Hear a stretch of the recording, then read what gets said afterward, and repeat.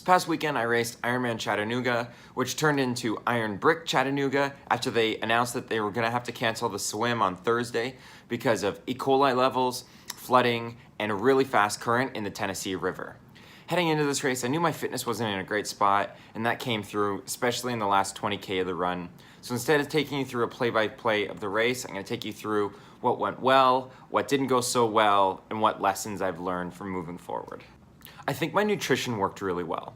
So on the bike, I used a lot more liquid nutrition and a lot less solids, namely Stroop waffles. So this is a change I made heading into the Esprit Half earlier this month, and I had a really great race there, so I wanted to test it out over a full Ironman distance. For the first half of the bike, I was using Gatorade that I'd added Carbo Pro to, and then for the second half of the bike, I was taking Gatorade from aid stations and using gels. I did have a couple of waffles over the course of the bike just to curb some of the hunger because it's not something that I got to test out a lot in training, but overall I didn't have any breathing issues when I got to the run, and I felt like my energy was relatively stable throughout the race. I was pretty happy with my pacing both on the bike and over the first half of the run.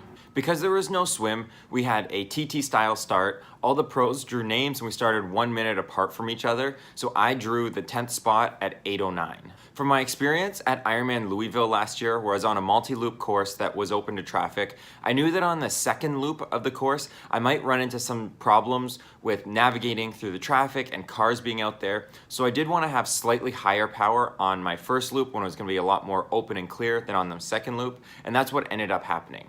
For my first loop, I was about 260 watts, and for my second loop, I was closer to 230 watts. Typically, on any Ironman bike, I go through a pretty major lull where it could be anywhere from 20 to about 40 kilometers. I just have really low energy, and my power really dips. And in this race, I did have about a 20 to 30 kilometer section where my power dropped down a little bit, but not as significantly as it has in the past.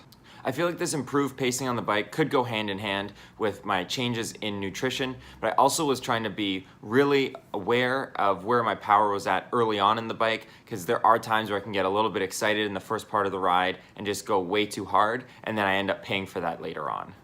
So what didn't go so well? I feel like the mistakes that I made had less to do with my time in Chattanooga and more to do with the 6 months of training that I did leading into the race. So this year, I just didn't make it a priority to do those big, long training sessions that you really need to get done in order to make sure that you're well prepared for an Ironman.